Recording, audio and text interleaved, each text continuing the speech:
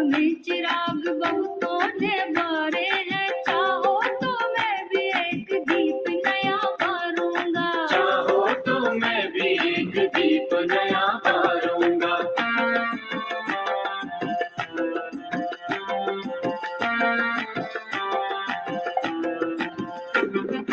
एक गुल के खिलने से गुलशन खिल उठता है, गुलशन खिल उठता है, गुलशन खिल उठता है। एक मौज उठने से सागर हिल उठता है, सागर हिल उठता है, सागर हिल उठता है। ऐसे ही बल खाकर, ऐसे ही बल खाकर मैं भी लहराऊंगा। तेरी राह में चिराग बहुतों ने बारे हैं, चाहो तो मैं भी एक दीप नया बारूंगा। चाहो तो मैं भी एक दीप नया बारूंगा।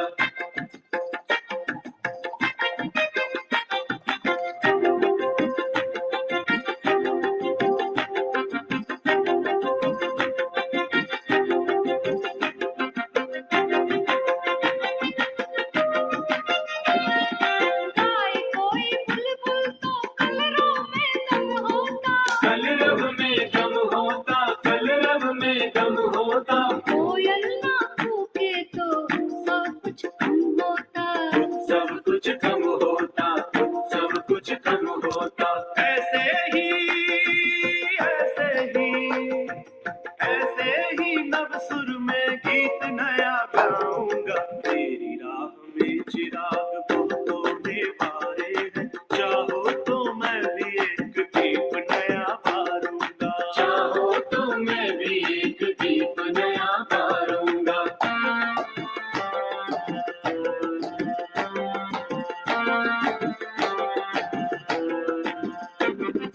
जंगल जब प्यासा हो सावन आ जाता है, सावन आ जाता है, सावन आ जाता है।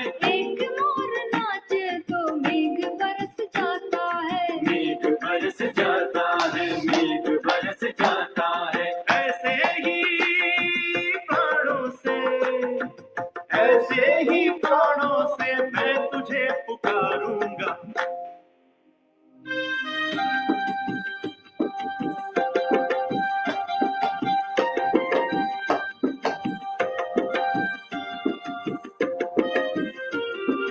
ऐसे ही प्राणों से, ऐसे ही प्राणों से मैं तुझे पुकारूंगा। तेरी राह में चिराग बहुतों ने बारे हैं, चाहो तो मैं भी एक दीप नया बारूंगा। चाहो तो मैं भी एक दीप नया बारूंगा।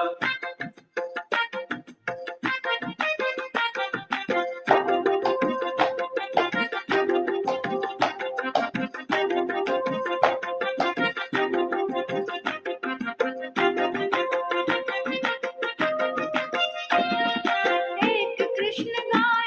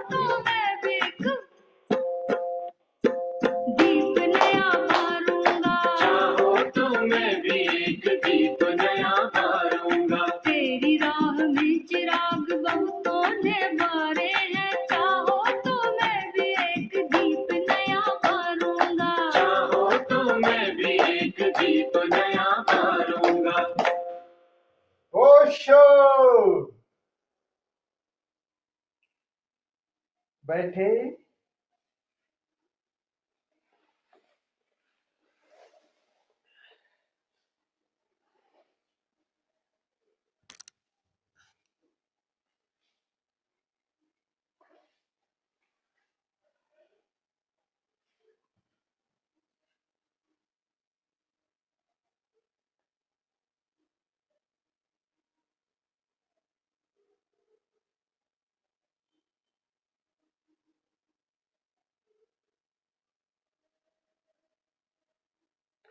दिव्य प्रेम योग साधना शिविर के इस द्वितीय सत्र में आप सभी मित्रों का हृदय से स्वागत करता हूं।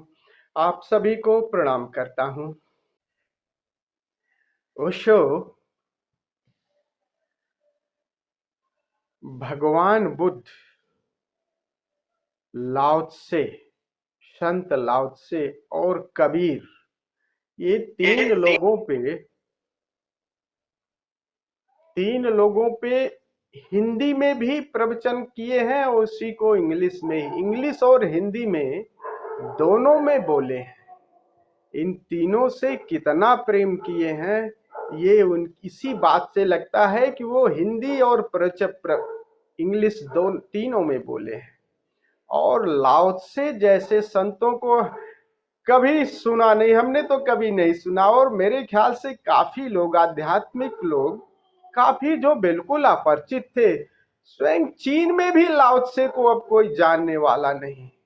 और कितना बड़ा उपकार किया सदगुरु ओशो ने लाओ त्से की, और लाओ त्से से बहुत ज्यादा राजी हैं ओशो। लाओ त्से की जो जीवन शैली है, जितनी सहजता सरलता से शुरुआत प्रथम तल से बिल्कुल अहंकार को खत्म किए जाती है। और मजे की बात आवश्यक ये है कि लाओ त्से कभी ईश्वर वगैरह की बात नहीं करता, फिर भी इतना सरल और सहज जीवन शैली देते हैं लाओ त्से कि बहुत प्रिय है ओशो को। तो हमने पीछे उनकी ही प्रवचन माला के कुछ प्रवचनांश सुने थे, और वही 108 प्रवचनांश का थोड़ा सा 20-22 मिनट का है। तो आज उसका एक 10 मिनट का एक प्रवचन थोड़ा सा सुनेंगे, फिर प्रयोग करेंगे, और 10 मिनट का प्रवचनांश जो है वो कल सुनेंगे। तो आप लोगों से निवेदन है कि थोड़ा सा आंखें बंद कर लें, अपने को बिल्कुल शांत और स्थिर कर लें।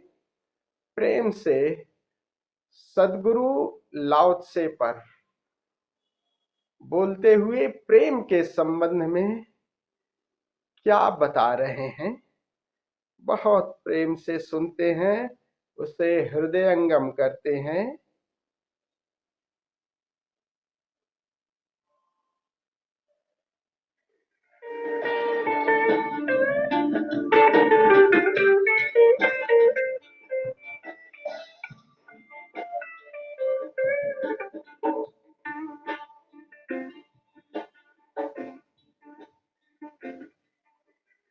प्रेम एकमात्र कवच, और कोई कवच नहीं है, और कोई सुरक्षा नहीं।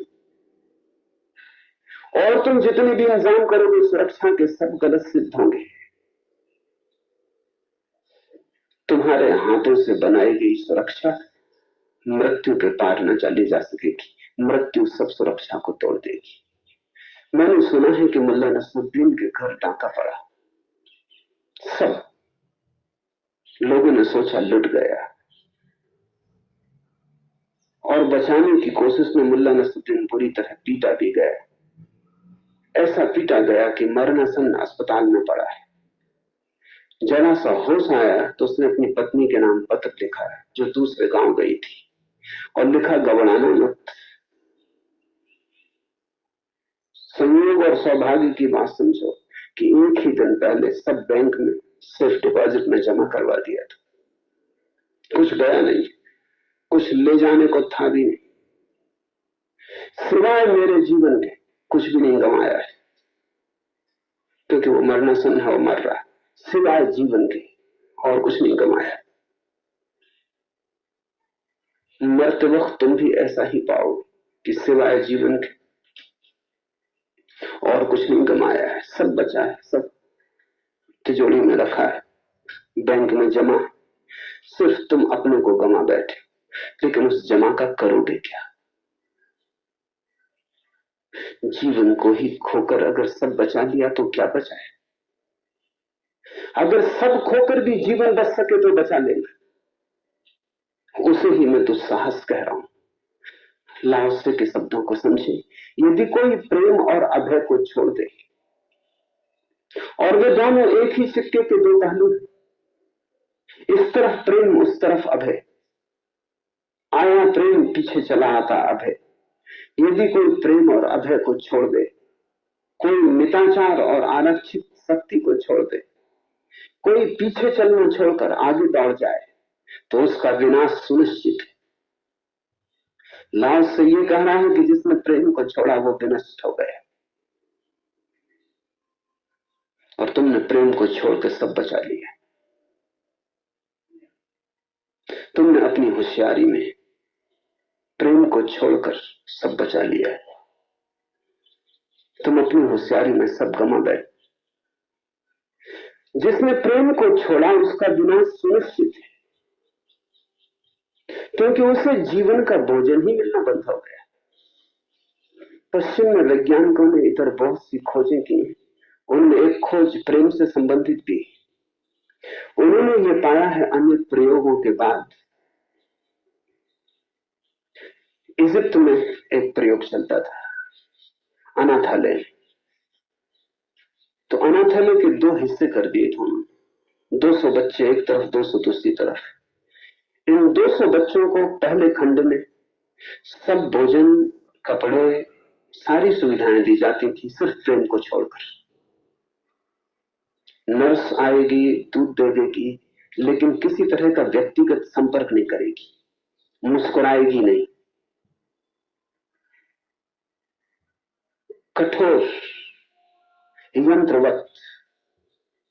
डॉक्टर आएंगे, इलाज कर देंगे, लेकिन इम्पर्सनल, अवैयक्तिक, व्यक्तिगत कोई संबंध बच्चों से नहीं बनाया जाएगा। न बच्चों को थपथपाया जाएगा, न उन्हें गले लगाया जाएगा।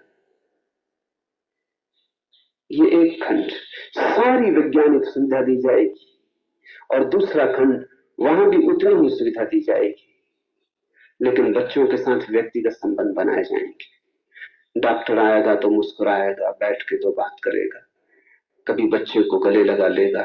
नर्स आएगी तो थपथपाएगी, कभी बच्चों को उठा के उछालेगी।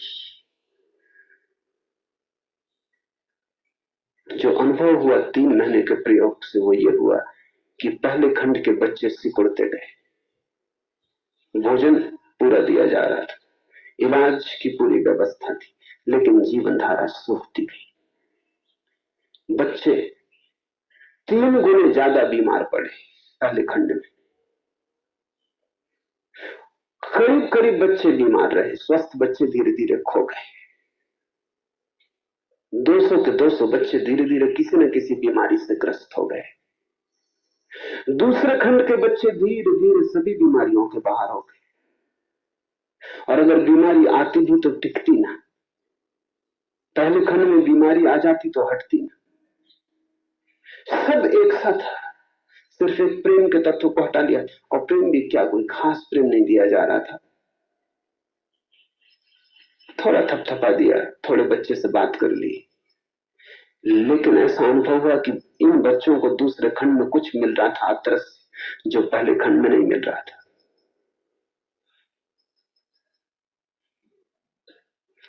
अमेरिका के हार्वर्ड विश्वविद्यालय में वे एक प्रयोग कर रहे थे बंदर के बच्चों के साथ। तो एक तरफ उन्होंने बंदरिया बनाई थी जो बिल्कुल तारों की बनी थी, उसके स्तन से बच्चा दूध पी सकता था, लेकिन सिर्फ तार ही तार थे, ठंडे तार, कि बच्चा जब दूध पीने आए तो मां से कोई ऊष्मा न मिले, कोई गर्मी न मिले, दूध पी ले।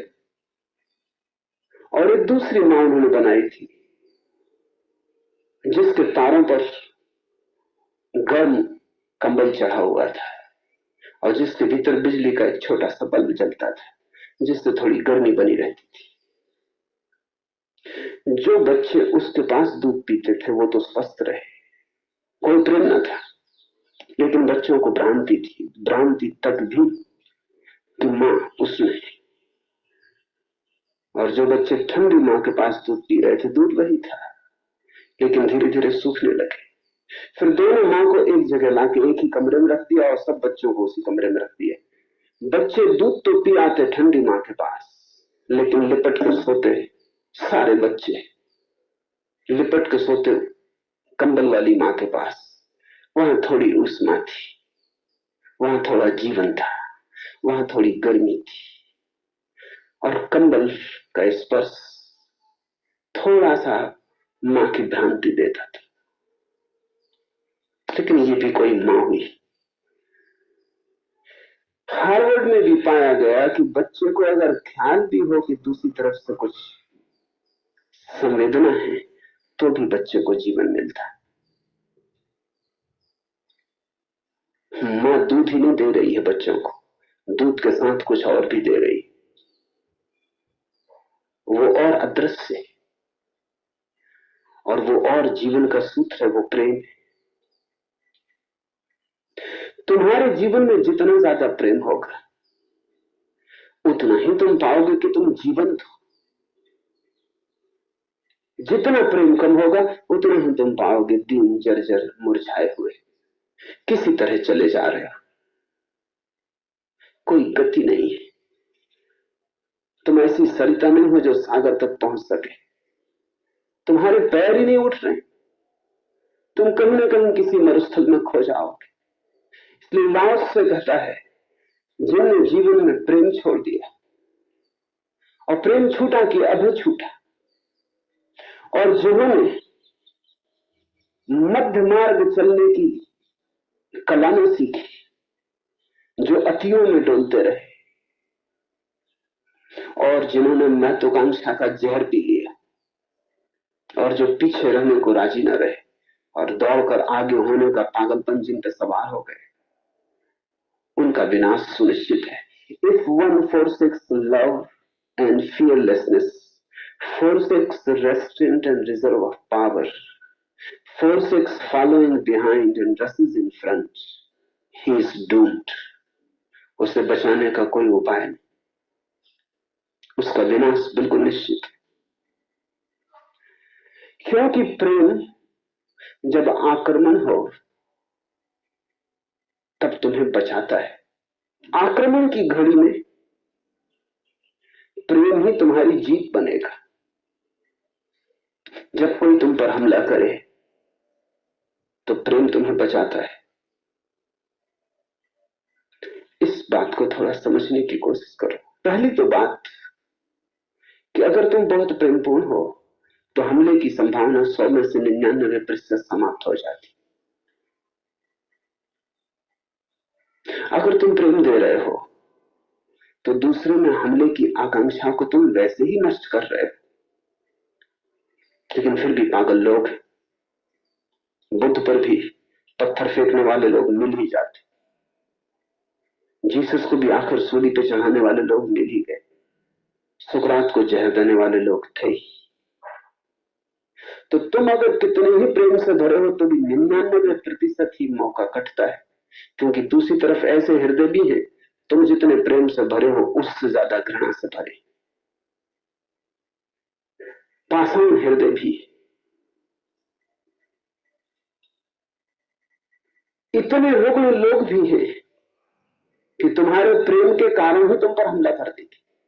उनकी बर्दाश्त के बाहर होगा कि कोई इतने प्रेम में जिए, तुम उनके लिए शत्रु मालूम पड़ोगे। 99% तो तुम्हारा प्रेम ही तुम्हारे ऊपर आक्रमण की संभावना को समाप्त कर देगा।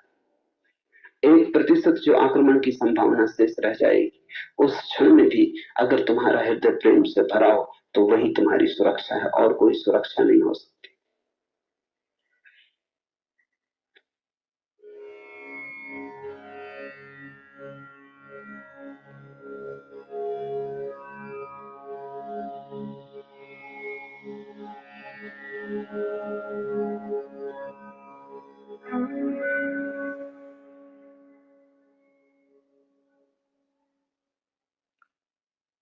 धीरे धीरे आँख खोलें।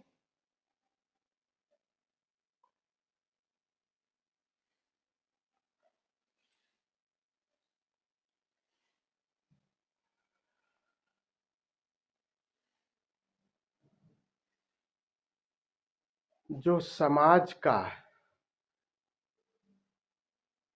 जो सिखावन है वो ज्यादातर सिखावन अहंकार को पोषण दे रही है, और यही विडंबना है सबसे बड़ी कि कोई भी समाज में बहुत कम है जो आपको प्रेम पर आधारित जीवन दे। बहुत थोड़े से बिरले से लोग और संत लोग हैं जो थोड़ी बहुत शिक्षा देते हैं, और उनसे हमारा परिचय कितना बन पाता है।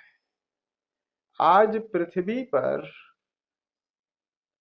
साइंस इतना विकसित हो गया, विज्ञान इतना विकसित हो गया, जीवन को अच्छे ढंग से जीने के इतने संसाधन हैं कि मनुष्यता बड़े आनंद से मौज से जी सकती है।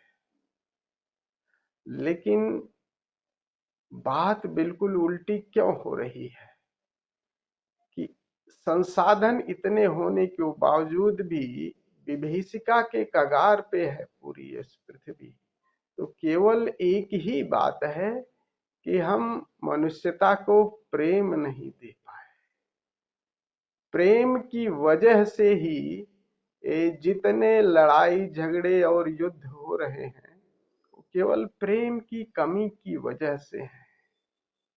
आप देखो ना, कितने हम बहुत कोशिश कर रहे हैं कि हम यहाँ से आतंकवाद सब खत्म हो जाए, लेकिन खत्म नहीं हो पा रहा, वो खत्म भी नहीं होगा। उसके मूल में एक ही बात है कि हम उनके हृदय को प्रेम से नहीं भर पाए, और जो हृदय प्रेम से नहीं भरा होगा वो विनाश की ही सोचेगा। केवल प्रेममय वाला हृदय ही क्रिएटिव होता सकता है, रचनात्मक हो सकता है। तो हम लोगों को खास करके इस पर विशेष प्रयास करना होगा। समाज से सहज आपको इसका ज्ञान बड़ा थोड़ा सा, बहुत थोड़े से लोग हैं, बहुत थोड़े से, वो जो आपको ज्ञान देंगे। ज्यादातर तो आपको जो ज्ञान मिलेगा वो बौद्धिक, कैसे अच्छा पैसा धन कमाएं, कैसे अच्छे पद पे पाएं, ये प्रतियोगिता की होड़। और बड़ी प्यारी बात कह रहे हैं लाओ त्से कह रहे हैं कि इस प्रतियोगिता में, इस भाग दौड़ में जो अंतिम होते हैं, प्रथम नहीं, जो अंतिम है वही इस प्रेम और अभय को उपलब्ध हो सकते हैं। संत कबीर कहते हैं ना, प्रेम गली अति साकरी या में दो न समाये, राजहि परजहि जहि रुचय शीस दे ले जाए। शीस अनिवार्यता है, अहंकार अगर साथ है तो प्रेम नहीं होगा। किसी से प्रेम किया है तो अहंकार को, शीस का मतलब अहंकार। कबीर तो कह रहे हैं राजा ही परजा ही जय रजय, इसमें ज्यादा पैसे वाले की जरूरत नहीं है प्रेम को। और थोड़ा सा एक कदम और देखने में यही आया है कि ज्यादा पैसे वाले महत्वाकांक्षी इसी प्रेम से वंचित रह जाते हैं, बल्कि ये चीज ज्यादा गरीबों में, जो पैसे वाले हैं। दोनों बात जो है साइमल्टेनियसली समझो कि अक्सर देखा है कि जितना प्रेम आपका गहराएगा, धन आपको थोड़ा सा कम हो जाएगा, जरूरत भर का हो जाएगा, और पद भी आपको हो सकता है, पद की दौड़ भी और धन की दौड़ भी कम हो जाए। तो आप थोड़ा सा आर्थिक रूप से समृद्ध नहीं होंगे, क्योंकि प्रेम की अनिवार्यता ही है वो बांट देने की, ज्यादा प्रयास न करने की, विश्राम में जाने की, बस जितना काम भर का है। जैसे जैसे प्रेम की समझदारी बढ़ेगी, आपको ये भी समझदारी बढ़ेगी, बस इतना यार, इतने से काम हो गया, अब विश्राम करो, मौज करो, कभी बगिया में कुछ एक आध निकाई गुड़ाई, अपने मजे के लिए जियो। आपको ऐसे ऐसे समझ में आने लगेगा। लेकिन अगर प्रेम नहीं समझ में आ रही है तो ये हताशा आपको मृत्यु के द्वार पर ले जाएगी और अंतिम समय में ये छटपटाहट, अंतिम समय में ये छटपटाहट आती है। अभी बात नहीं समझ में आती है, लेकिन अंतिम समय छटपटाहट आती है कि वो सब गया, वो सब कुछ जितना पोषित किया था, जितने पद, अहंकार, धन जितने किए थे, वो सब जाता रीता दिखता है। लेकिन एक बात, और फिर भय से शरीर सिकुड़ता है, और इस सिकुड़न में, बेहोशी में आप चले गए तो जान के विदा नहीं होते। लेकिन प्रेम का दूसरा पहलू अभय भी है। तो मृत्यु के समय वो अभय, एक मुक्तता रहती है कि जो कुछ भरपूर दिया जीवन आनंद, और जीवन आनंद और उत्सव से प्रेम पूर्ण है, तो कहीं अपराध बोध नहीं होता, तो एक जागरण सहज ही घटित होता है। तो मृत्यु में भी अभय, भर आंख खोल करके उसकी तैयारी भी कर लेते हैं। तो केवल प्रेम ही आपको अभय दे सकता है, और प्रेम की संवेदनशीलता जितनी बढ़ती जाएगी, आप जीवन ही नहीं, मृत्यु को भी हम उत्सवपूर्ण कर सकते हैं।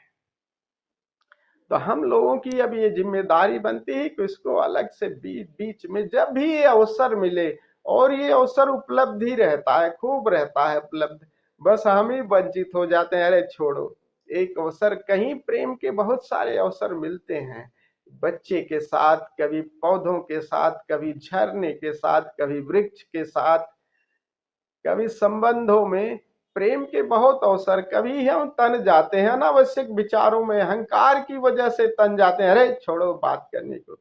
लेकिन कभी देखो ना, कोई झगड़ा झांसा हो गया, प्रेम से अगर दो बात कह दो तो कभी बात बन जाती है, तो आप देखो कितने रिलैक्स फील करते हो उस प्रेम की वजह से। अहंकार को थोड़ा नीचा करके अगर बात कर ली जाए, प्रयास जरूर करने चाहिए संबंधों में, क्योंकि अहंकार की वजह से कभी कह रहे वो नहीं बात कर रहा तो मैं क्यों करूं।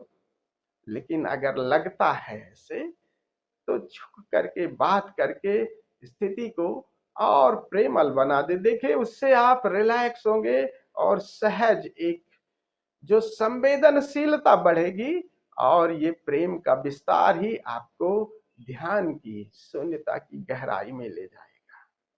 तो आइए हम लोग भी इस प्रयोग को करते हैं, पूरे भाव के साथ सद्गुरु से जुड़ करके नृत्य करते हैं, फिर बैठ करके प्रयोग भी करते हैं। कल जो प्रयोग किया था उसी प्रयोग को फिर हम करेंगे। तो आप लोगों से निवेदन है कि खड़े हो जाएं, पहले भाव से भर करके नृत्य करते हैं।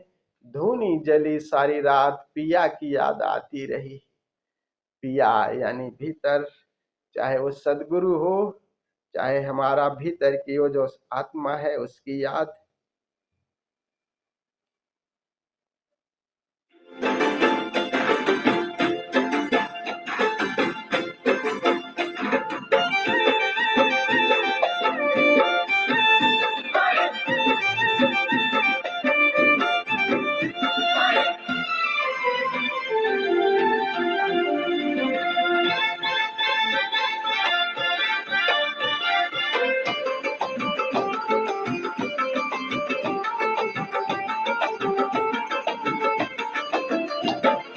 धूनी जली सारी रात,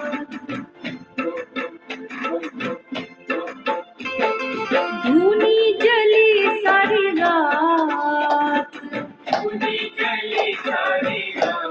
पिया की याद आती रही, पिया की याद आती रही। कोयल कूकी सारी रात, कोयल कूकी सारी रात, पिया की याद आती रही, पिया की याद आती रही। धूनी जली सारी रात, धूनी जली सारी रात, पिया की याद आती रही, पिया की याद आती रही।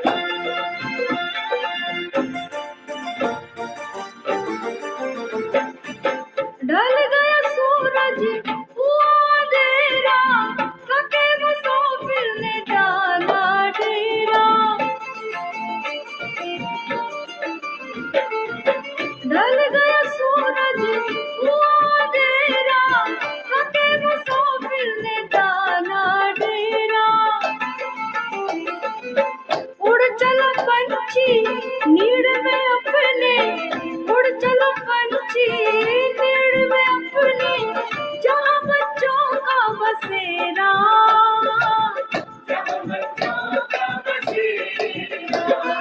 तारों की सजी बारात, तारों की सजी बारात, पिया की याद आती रही, पिया की याद आती रही।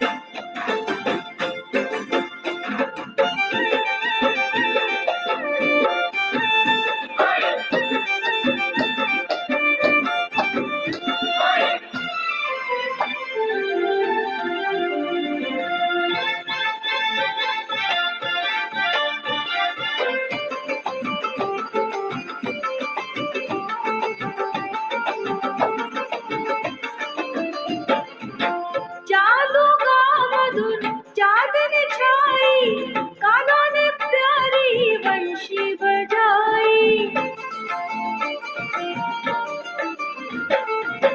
जादू का मधुर चांदनी छाई, कानों ने प्यारी बंशी बजाई। राधा का श्रृंगार अधूरा, राधा का श्रृंगार अधूरा, क्या करे कुछ समझ न पाई, बैरन हो गई सखियाँ, बैरन हो गई सखियाँ, पिया की याद आती रही, पिया की याद आती रही।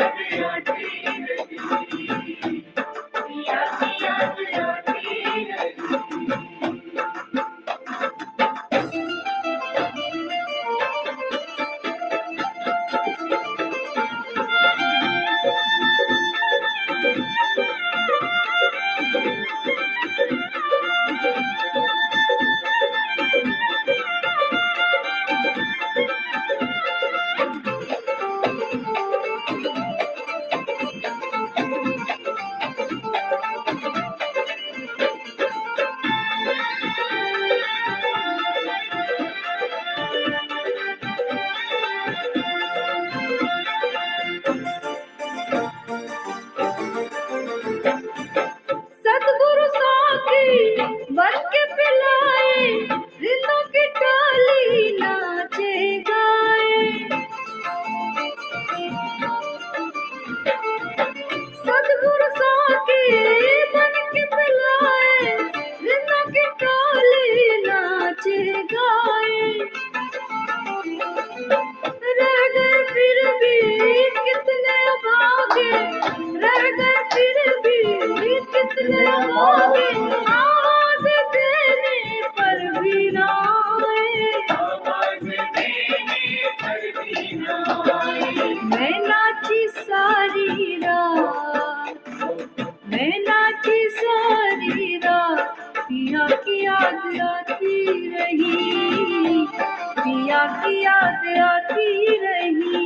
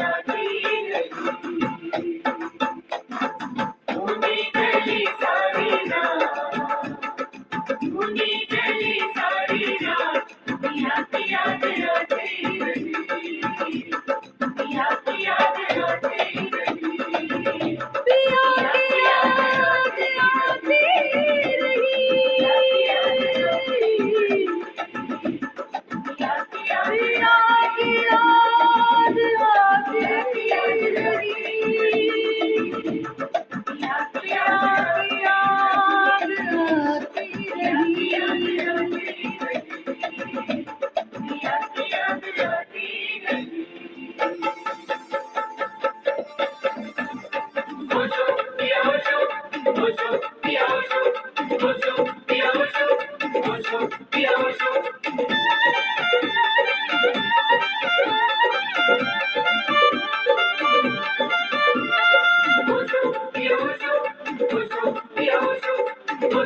पिया ओशो पिया ओशो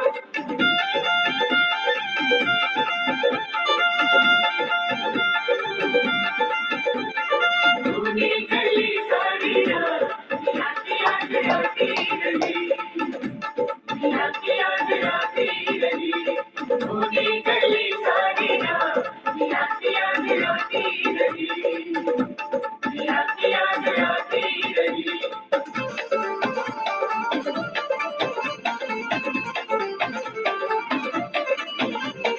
ओशो पिया ओशो पिया ओशो पिया ओशो करे ओशो करे ओशो करे ओशो करे ओशो ओशो पिया ओशो पिया ओशो करे ओशो करे ओशो करे ओशो करे ओशो करे ओशो करे ओशो करे ओशो करे ओशो करे ओशो करे ओशो करे ओशो करे ओशो करे ओशो करे ओशो करे ओशो करे ओशो जय।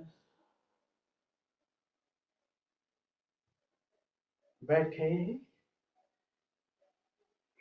प्रकाश बुझा दें।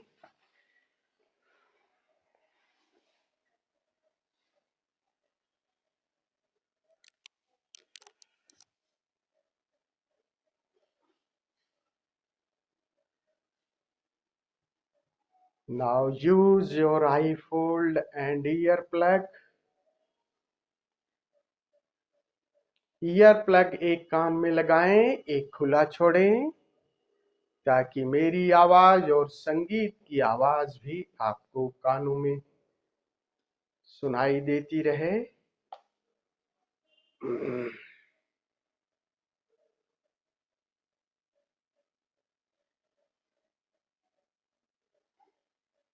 अपनी रीढ़ गर्दन सीधी, सारी चेतना स्वयं पर ले आएं। Take long and deep breath, गहरी और लंबी श्वास।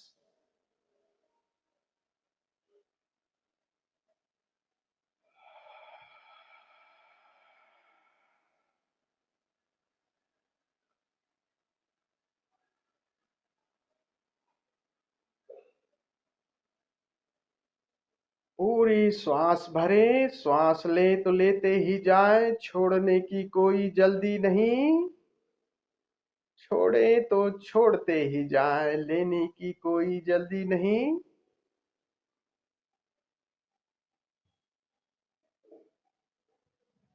चाहे तो नाक से श्वास लें और मुंह को हल्का खुला छोड़कर श्वास को बाहर निकल जाने दें।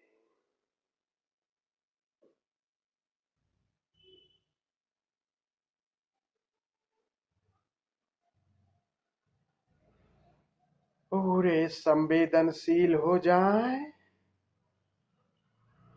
श्वासों के प्रति।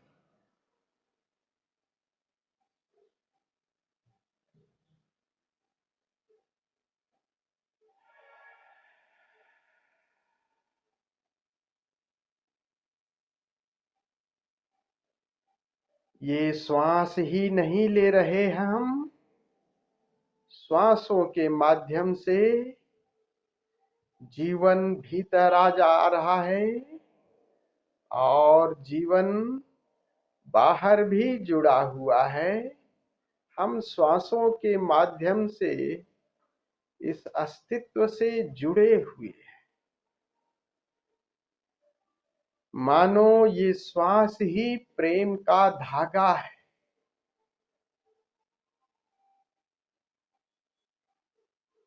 Feel it.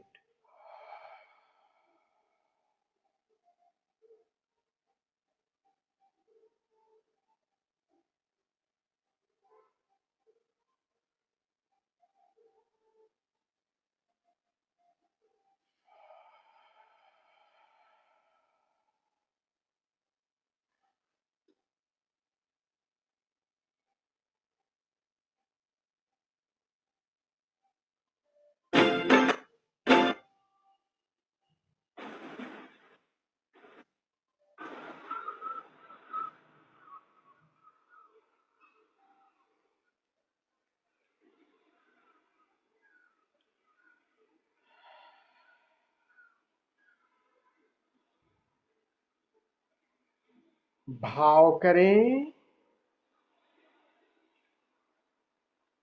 कि आप चारों तरफ से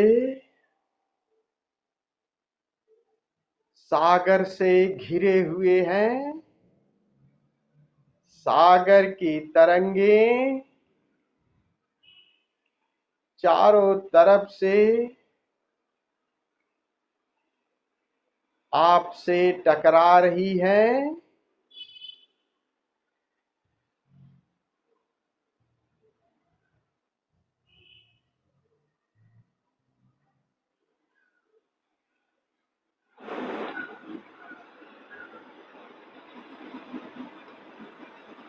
मधुर ध्वनि और ये सागर का जल हर श्वास के साथ आपके भीतर आ रहा है।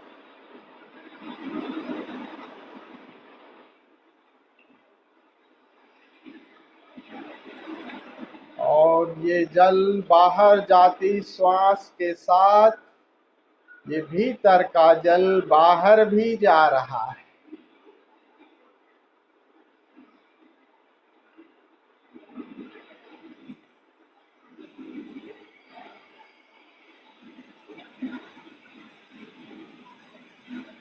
बाहर ये जो सागर है उसी का जल हमारे भीतर भी है। हर श्वास के साथ ये भीतर भी आ रहा है, बाहर भी जा रहा है।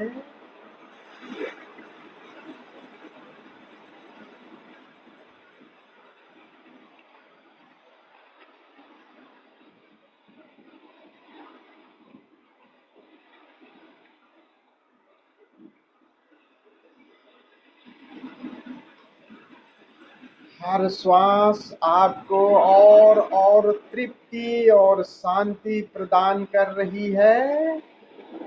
ये जल साधारण जल नहीं है, प्रेम का जल है, चैतन्य का जल है।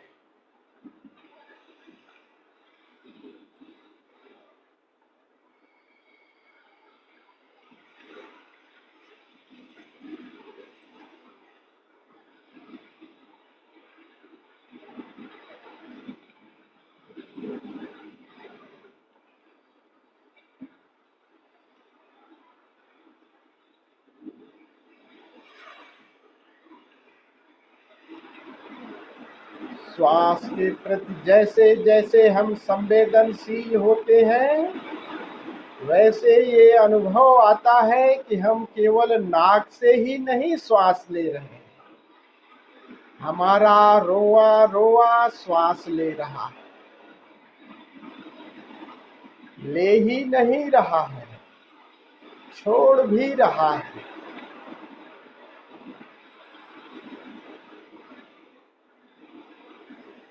एक गहरे अनुभव से ये श्वास रोए रोए से बाहर जा रही है और रोए रोए से भीतर आ रही है।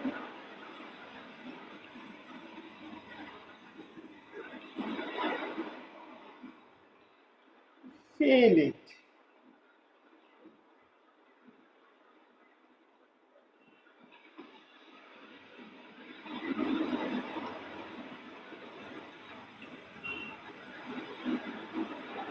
बाहर प्रेम का सागर,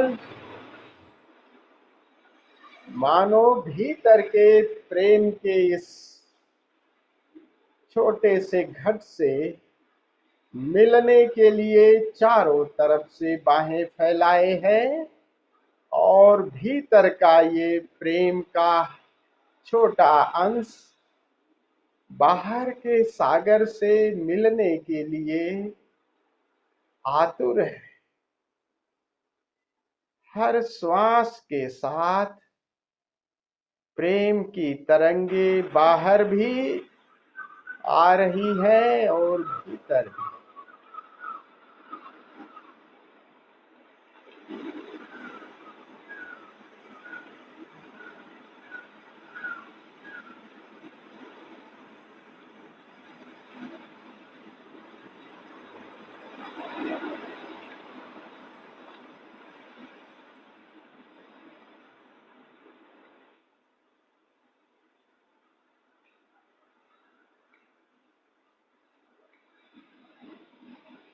इस थपेड़े से ये दीवार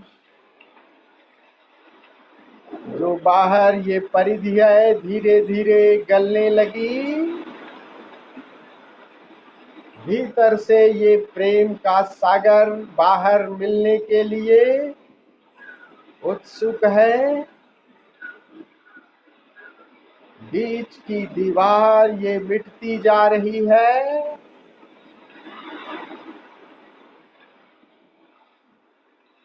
श्वास को भी सामान्य हो जाने दें। इस फीलिंग को और गहराएं कि बाहर का सागर भीतर के इस अंश रूपी सागर से मिलने को आतुर।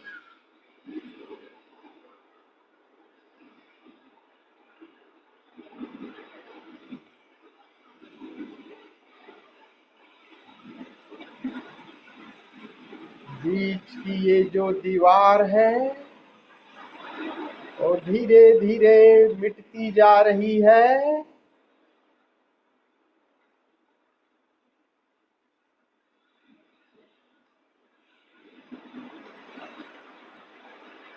गलते जा रहे हैं इस सागर में। अंश और विराट का मिलन।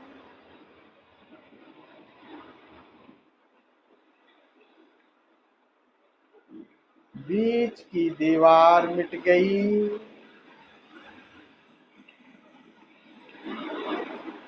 प्रेम का सागर ही सागर। सारे आकार विदा हो गए।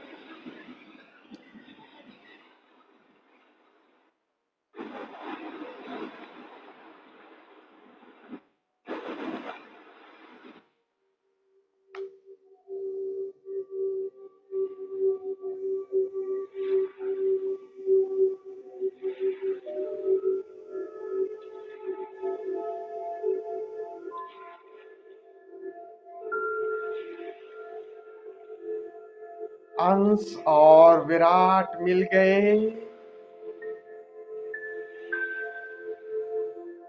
एक विराट प्रेम का सागर ही हो गए।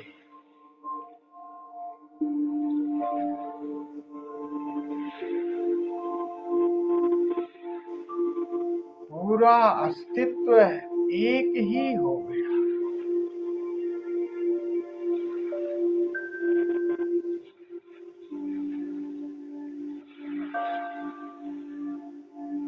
असीम है।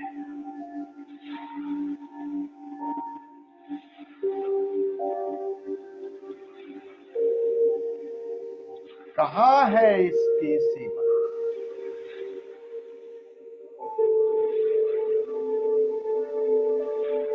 You are the ocean of love। आप प्रेम के सागर ही हो गए।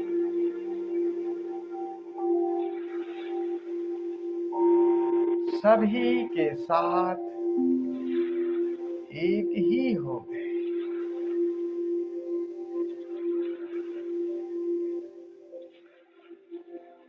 जिन मित्रों को लेटना है लेट जाएं। Lie down in शवासना। अपने दोनों ईयर प्लग लगा लें।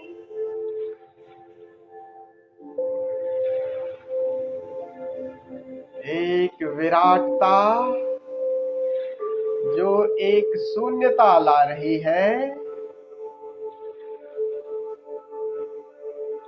सारे आकार विदा हुए। एक शून्य का अनुभव। और ये शून्यता रिक्त नहीं है। प्रेम से, चैतन्य से, संगीत से ओतप्रोत है।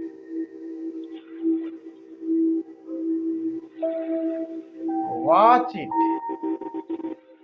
दृष्टि आकार से हटाएं, इस निराकार की तरफ, इस विराट की तरफ ले जाएं।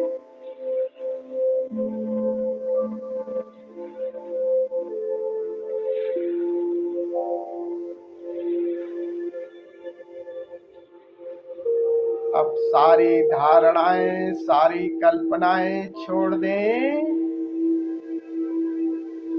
इस शून्य के सागर में डुबकी मारें। शून्य के सागर में गहरे उतरते जाएं।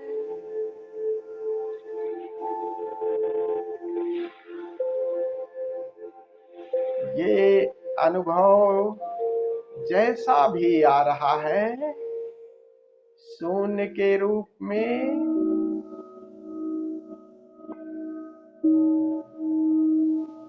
प्रेम के रूप में, चैतन्य के रूप में, संगीत के रूप में, उसी के साथ अपने को मिट जाने दे, खो जाए, खो जाए, मिट ही जाए। जय ओशो।